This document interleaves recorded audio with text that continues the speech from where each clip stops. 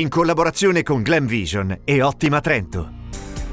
Muore a 8 mesi dal terribile incidente. Addio a Stefano Stefi Bernard. Era a bordo del pulmino finito in una scarpata in Val di Passa.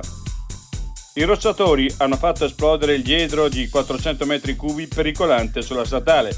Ecco i prossimi passi per riaprire la statale dell'Alpe Cimbra. No alla scia per i concertini fino a 100 persone nei pubblici esercizi. Provincia e comuni accolgono le richieste di Confesercenti.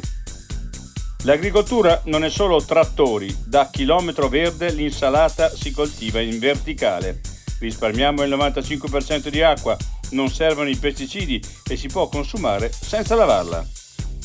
L'altra montagna. Le nostre montagne hanno un grande valore, ma non dovrebbero essere messe in vendita. Ferrari presenta la giornata dedicata ad Alexander Langer.